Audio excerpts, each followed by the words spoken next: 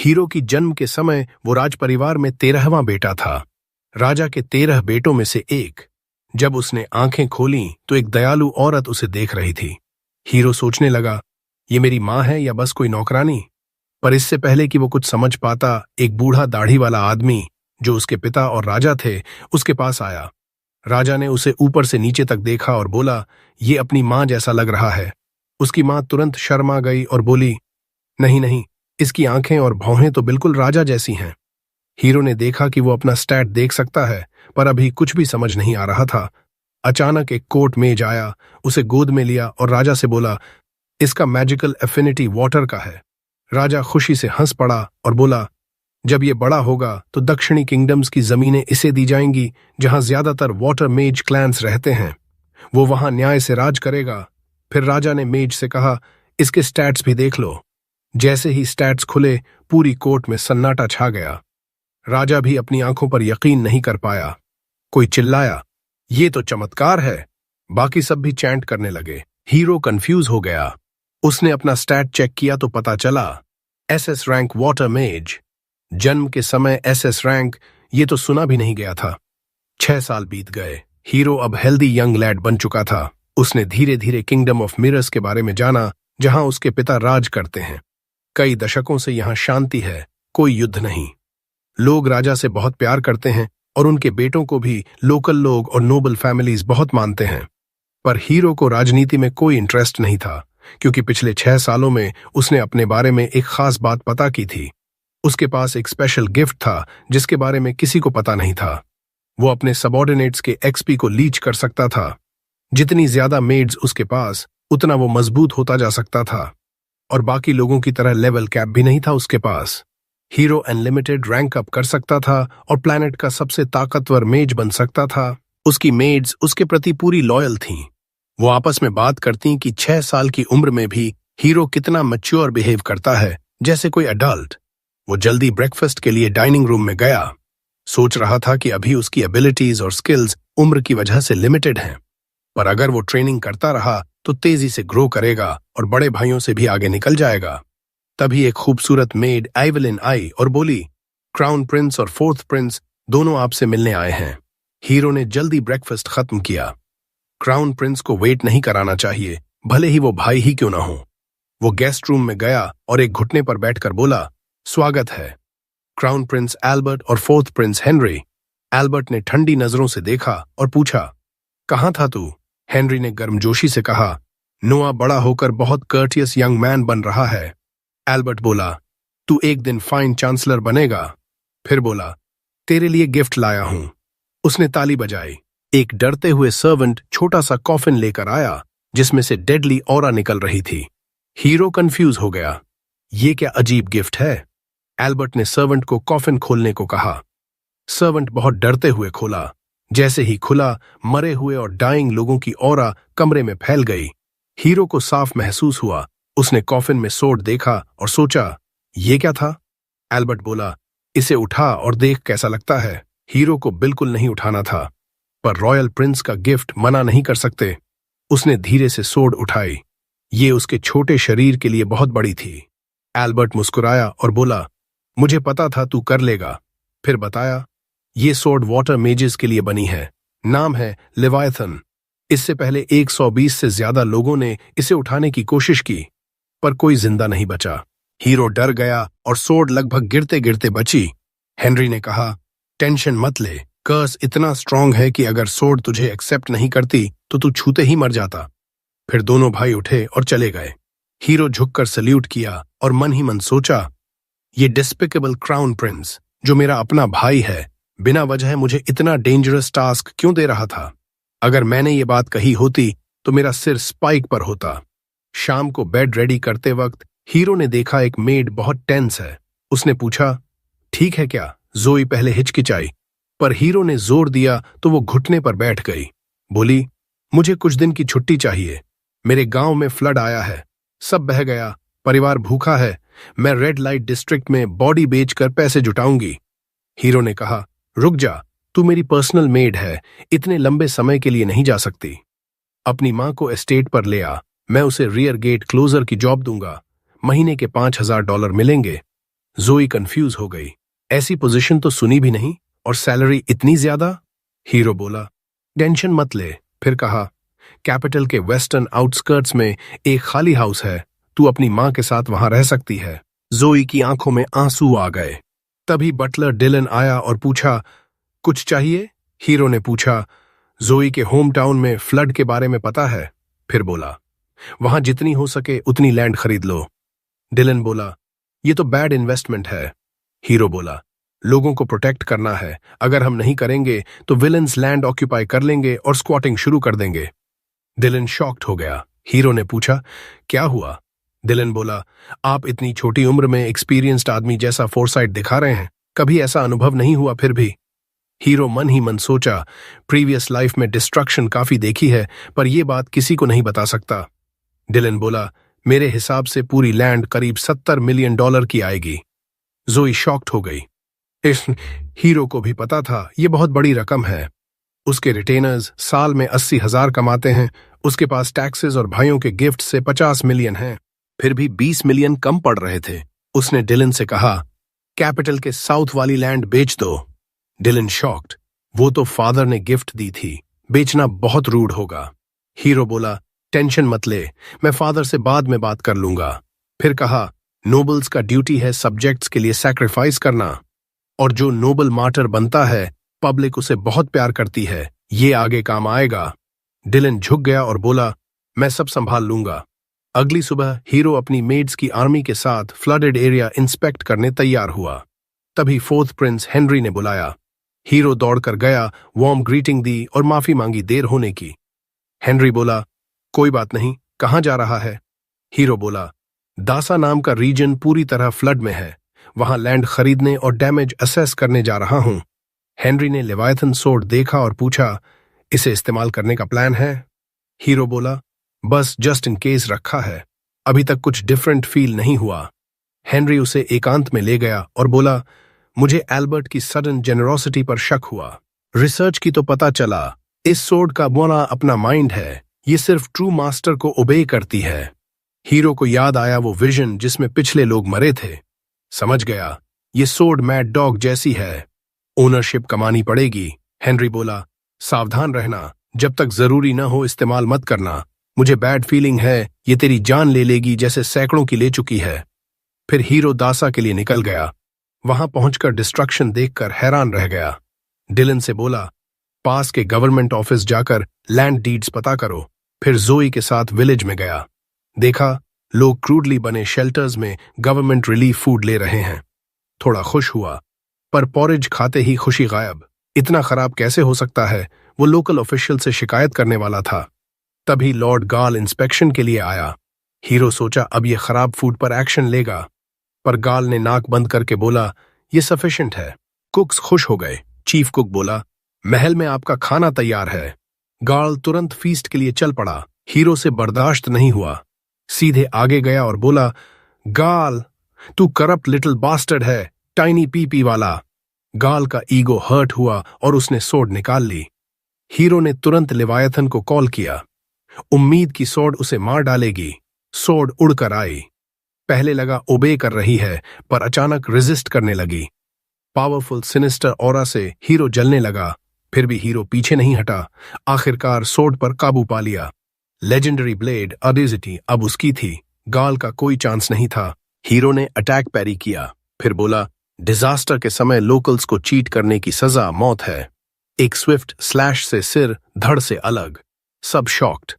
Guards ने घेर लिया। हीरो मारा जाता, पर उसने सोर्ड जमीन में मारा। बहुत गहरा गड्ढा बन गया। केओस हुआ। नाइट रोवन आया, जो नए मैनेजर थे। उसने हीरो को पहचाना और घुटने पर बैठ गया। सबने फॉलो किया। हीरो बोला, सबसे पहले सबको अच्छा खाना मिलना चाहिए। रोवन माफी मांगकर काम पर लग गया। कुछ दिन बाद हीरो कैपिटल वापस बुलाया गया। सोचा डांट पड़ेगी, पर राजा ने तारीफ की। फिर स्टैट्स चेक किए, ग्रो हो चुके थे। राजा बोला, शुक्रिया, मुझे किंगडम चलाने में तुझे और मदद चाहिए। कुछ दिन कैपिटल में रहा। ये किंगडम का दिल था, सबसे प्रॉस्परस जगह। टैलेंटेड लोग यहां काम ढूंढने आते थे। हीरो का प्लान था किसी टैलेंटेड को अपने साथ जोड़ना, स्टैट्स बढ़ाना। पहली कैंडिडेट एक यंग गर्ल जो इनक्रेडिबल सिंगर थी, अप एंड कमर के तौर पर चर्चा में थी। हीरो ने थिएटर पता किया, जोई के साथ बैठ गया। जल्दी ही टॉप हैट वाली यंग गर्ल एली स्टेज पर आई। गाना शुरू किया। हीरो उसकी आवाज में खो गया। टेक्निकल बेस्ट नहीं, पर पैशन बहुत था। सोचा राइट ट्रेनिंग से ग्रेट बन सकती है। उसे अंडर विंग लेने का मन हुआ, पर परफॉर्मेंस खत्म होने से पहले गूंज थिएटर में घुस आए। चिल्लाए, ऑली डम एस बंद कर। सब डर गए। गूंज स्टेज की तरफ बढ़े। एक वर्कर रोकना चाहा, पर फैटी ने धक्का दिया और स्टेज पर चढ़ गया। ऑली से बोला, पैसे दे, तेरे पिता का डेट है, ये सिंगिंग से पैसे नहीं आएंगे। ऑली कांपते हुए बोली, प्लीज जाने दो, मैं कोशिश कर रही हूं, जल्दी पे कर दूंगी। फैटी बोला, ये गार्बेज वे है, अगर क्विक और इजी पैसा चाहिए तो। लेकिन लड़की कहती है कि वो रिस्पेक्टेड गर्ल है, ऐसी नीची हरकतें कभी नहीं करेगी। फैटी ये गुस्से में धमकी देता है, अगर नहीं मानी तो दोनों टांगें तोड़ देगा। तभी हीरो बीच में कूद पड़ता है। फैटी को बोलता है, लड़की से दूर हो जा अभी। फैटी मुड़कर हीरो को कहता है, जा अपनी मॉम की गोद में बैठ, दूध पी, वरना तेरी पिटाई कर दूंगा। हीरो को कोई फर्क नहीं पड़ता।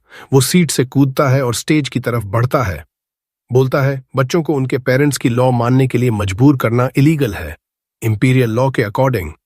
और किसी को डेट चुकाने के लिए, बॉडी बेचने के लिए फोर्स करना भी इलीगल है। फैटी गुस्से में हीरो का कॉलर पकड़ता है, उसे हवा में उठा लेता है। कहता है, आज तेरा आखिरी दिन है धरती पर। लेकिन उसे पता नहीं किससे पंगा ले रहा है। हीरो बस उंगलियों की एक हल्की सी हरकत करता है और मेनेसिंग पर्पल ऑरा बनती है। तीनों गूंज जमीन पर गिर पड़ते हैं। हीरो सोर्ड निकालता है और फैटी की तरफ तान देता है। गूंज समझ जाते हैं कि अब केस हाथ से निकल गया है।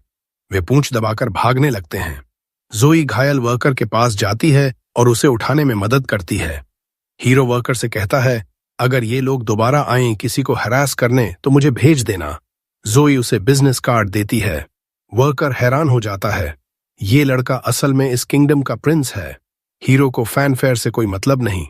वो मुड़कर आली से पूछता है, तुम्हारा मंथली एक्सपेंस कितना है? वो सोचती है, अपनी माँ के ट्रीटमेंट का भी खर्चा है। फिर बताती है, लगभग $600 के आसपास। हीरो कहता है, मैं तुम्हें हर महीने $2500 दूंगा, ताकि तुम सिंगिंग पर फोकस कर सको और बेहतर बन सको। वो सुनकर शॉक्ड हो जाती है, यकीन नहीं होता। हीरो आगे कहता है, जैसे जैसे तुम बेहतर होती जाओगी, सैलरी भी बढ़ती जाएगी। फिर वो कहता है, बस गाना पूरा करो, मुझे अंत सुनना है। और वापस अपनी सीट पर चला जाता है। शाम को जब हीरो घर लौटता है, मेड्स उसे ग्रीट करती हैं। तभी वो देखता है, दोपहर के वे गूंज जमीन पर सिर झुकाए खड़े हैं, बेगिंग कर रहे हैं कि उन्हें ऑडियंस मिले, माफी मांगना चाहते हैं। हीरो समझ जाता है, अब इन्हें पता चल गया कि वो प्रिंस है। फिर भी वो इन्हें एंटरटेन नहीं करता। मेड से कहता है, इन्हें वापस भेज दो, प्रिंस के पास रैंडम लोगों से मिलने का टाइम नहीं है। तभी उसका बड़ा भाई हेनरी आता है। कहता है, सही फैसला किया, इन प्लेब्स से कभी भी मिलने लगोगे तो प्रिंस की अथॉरिटी कम हो जाएगी। हीरो बताता है, सिर्फ इसलिए नहीं टाला, मैं चाहता हूं कि ये सोचें कि मैं अभी भी उस लड़की वाली हरकत से बहुत गुस्से में हूं। शायद इससे डर जाएं और दोबारा उसे परेशान न करें। हेनरी पूछता है, वो लड़की कौन है? तुम इतना इन्वेस्टेड क्यों हो? हीरो कहता है, वो बहुत अच्छी सिंगर है, अगर वो इम्प्रूव करती रही तो किंगडम के लिए एसेट बन सकती है। हेनरी मुस्कुराता है, कहता है, तुम बहुत यंग हो, फिर भी सिचुएशन की कॉम्प्लेक्सिटी समझते हो जैसे एडल्ट। गैरी तुम्हारे एज का है, लेकिन बच्चा बना रहता है, तुम जितने स्मार्ट नहीं है वो। हीरो पोलाइटली कहता है, गैरी भी जल्दी समझने लगेगा। वो जानता है कि हेनरी और गैरी असली ब्लड ब्रदर्स हैं, सेम मदर से। वो अलग मदर से है। हेनरी बात को सोड पर ले आता है। कहता है, सोचा नहीं था पॉसिबल होगा, लेकिन तुमने सीरियसली सोड मास्टर कर लिया। पूछता है, वो सोड कहाँ है? इतना बड़ा कैसे कैरी करते हो? हीरो उठता है, मैजिक यूज करता है। सोड तुरंत उसके सामने समन हो जाता है। हेनरी शॉक्ड हो जाता है। कहता है, पहली बार किसी को ऐस से चीज निकालते देखा, कितना अंदर डाला था, दर्द हुआ।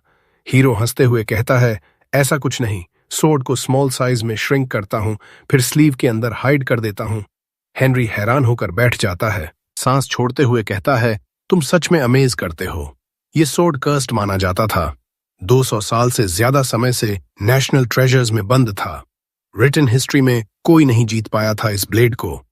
रात को हीरो एक सेलिब्रेशन में जाता है वहां वो गूंज अभी भी जमीन पर पड़े दिखते हैं। फैटी फिर गुस्सा होकर चिल्लाता है, मुझे इग्नोर मत कर, कहीं भी मार सकता हूं तुझे, हाई एंड माइटी मत बन। हीरो जवाब में सोर्ड से थोड़ी सी एनर्जी रिलीज करता है। फैटी फिर घुटनों पर गिर पड़ता है। हीरो कैरेज में बैठकर वहां से निकल जाता है। एक ओल्ड मैन नाम राय उसे अंदर वेलकम करता है। बॉलरूम में खबर फैलती है, 13वां प्रिंस आ गया। सब एक्साइटेड हो जाते हैं। राय सोर्ड के बारे में पूछता है। हीरो बताता है, ये लेजेंडरी सोर्ड है, कर्स्ड माना जाता था। क्राउन प्रिंस एल्बर्ट ने पर्सनली गिफ्ट किया है। सब इंप्रेस हो जाते हैं। Personal gift from crown Prince, बहुत बड़ी बात है। तभी एक फ्रैजाइल ईगो वाला आदमी जोर से बोलता है, ये सोर्ड रेप्लिका टॉय होगा। पूरे रूम में सुनाई देता है, चुप्पी छा जाती है। सब हीरो की तरफ देखते हैं। वो आदमी पैंट्स में गीला होने लगता है। हीरो फिंगर भी नहीं हिलाता। सोर्ड से डेथली ऑरा निकलती है। पूरा रूम कवर हो जाता है। सब ट्रांस में चले जाते हैं, मौत के करीब महसूस करते हैं। हीरो सोर्ड को रोकता है, ऑरा चली जाती है। राय कहता है, सबको लगा जैसे मौत सामने है। थोड़ी देर बाद हीरो छोटे थ्रोन पर बैठता है। सब होमेज देने आते हैं, फेवर लेने की कोशिश करते हैं। सब बोरिंग लगते हैं हीरो को। आखिर में ब्लॉन्ड आदमी एलन आता है। अपनी अडॉप्टेड डॉटर सिंडी को इंट्रोड्यूस करता है। लड़की हीरो के प्रेजेंस से अलर्ट लगती है। हीरो इग्नोर करता है। एलन से पूछता है, कैसे अडॉप्ट किया? एलन बताता है, स्लेव मार्केट से खरीदा था। बहुत will power, quick learner, socially intelligent. कोई अपना बच्चा नहीं था तो अडॉप्ट कर लिया। हीरो मुस्कुराता है, कहता है, ऐसी स्टोरीज पसंद है मुझे। दोनों को मैंशन पर इनवाइट करता है और बात करने को। एलन खुश हो जाता है। हीरो बाद में रे को बताता है, मैंने इन्हें इसलिए एक्नॉलेज किया क्योंकि सिंडी मेरी पावर के बारे में अवेयर है। डेमोन्स्ट्रेशन के लिए थोड़ी एनर्जी रिलीज करता है। सिंडी तुरंत मुड़कर चेक करती है, अटैक तो नहीं आ रहा। कुछ दिन बीतते हैं। हीरो मार्केट में स्ट्रोल कर रहा होता है। 8th प्रिंस ऑस्कर मिलता है। दोनों साथ मार्केट घूमते हैं, इंटरेस्टिंग चीजें देखते हैं। एक ग्रिमवार दिखता है। जैसे ही हीरो उठाता है, उसका एक स्टैट S रैंक हो जाता है। इंटरेस्टेड होकर खरीद लेता है। सॉर्ड रिएक्ट करता है। ऑस्कर पहचानता है, पुराना मैजिकल टोम है। अचानक किताब खुलती है। ह्यूज मॉन्स्टर बाहर निकलता है। ऑस्कर हीरो को सेफ्टी में जाने को कहता है। हीरो सोर्ड निकालकर डीमन के सामने खड़ा हो जाता है। पहली बार स्लाइस फेल हो जाता है। फिर एक्स्ट्रा मैजिक यूज करता है, अपवर्ड्स एम करता है, मॉन्स्टर डिस्ट्रॉय हो जाता है। ऑस्कर सोचता है, मेरा छोटा भाई कितना स्ट्रांग है। शॉपकीपर दौड़कर आता है, बो करता है। अपनी शॉप का एक आइटम दिखाता है, मैजिकल रिंग। कहता है, ये रिंग किसी को ओनर नहीं माना अब तक। हीरो थंब में पहनता है। मैजिक एक्टिवेट होती है। पूरा बॉडी ब्यूटीफुल आर्मर से कवर हो जाता है। Shopkeeper shocked. हीरो को पसंद आता है, तुरंत खरीद लेता है। ऑस्कर कहता है, गिफ्ट है मेरा, मत पे करो। फिर हीरो थिएटर जाता है आली को देखने। कैरेज से उतरते ही फैटी सोर्ड से अटैक करता है। हीरो रिंग का शील्ड यूज करके ब्लॉक कर लेता है। कैरेज ड्राइवर फैटी को सबड्यू करके पकड़ लेता है। हीरो इग्नोर करता है, ऑडिटोरियम में जाता है। वहां 2 ड्रंक मैन आली के ऊपर लड़ रहे हैं। हीरो मैजिक से उनके क्लोथ्स डिस्ट्रॉय कर देता है। वे नेकेड भाग जाते हैं। हीरो ओनर को बुलाता है। सिक्योरिटी की कमी पर डिसअपॉइंट बताता है। पूरी थिएटर खरीदने का ऑफर देता है। ओनर हेजिटेट करता है। $1,00,000 निकालती है। ओनर तुरंत बेच देता है। जोई थैंक्स करती है, डेट रिपे नहीं कर पाएगी। हीरो कहता है, सिंगिंग पर फोकस करो, एक दिन किंग के सामने गाना है तुम्हें। फिर बैठ जाता है। आली उसके लिए स्पेशल सॉन्ग गाती है। अगले दिन मेड्स हीरो को रेडी करती हैं। अपॉइंटमेंट है, डेड नाम का गवर्नर मिलने आया है। हॉल जॉय रीजन का गवर्नर हीरो के डोमेन में। हीरो उसे बुलवाता है। डेड नील करके फॉर्मल स्पीच शुरू करता है। हीरो स्किप करने को कहता है, बैठने को बोलता है। पूछता है, पहले मिले थे ना 2.5 साल पहले? डेड हाँ कहता है। हीरो पूछता है, जॉब कैसी चल रही है? फ्लड के बाद सिचुएशन? डेड का चेहरा ग्लूमी हो जाता है। हीरो समझ जाता है, हालत अच्छी नहीं। हॉल जॉय एम्पायर का मेजर फूड ग्रेन एरिया है, लेकिन फ्लड प्रोन है। एम्परर ने वाटर मेज बैकग्राउंड वाले डेड को इसलिए गवर्नर बनाया था। हीरो प्रॉब्लम्स पूछता है। डेड बताता है, फंडिंग नहीं है, बिना पैसे के कुछ नहीं हो सकता। हीरो हैरान, इंपीरियल ऑर्डर था फंड्स इश्यू करने का। डेड कहता है, होम मिनिस्ट्री फंड्स रोक रहा है, एक्सक्यूजेस बनाता है। हीरो समझता है, डेड को साथ लेकर फाइनेंस मिनिस्टर मैवरिक के पास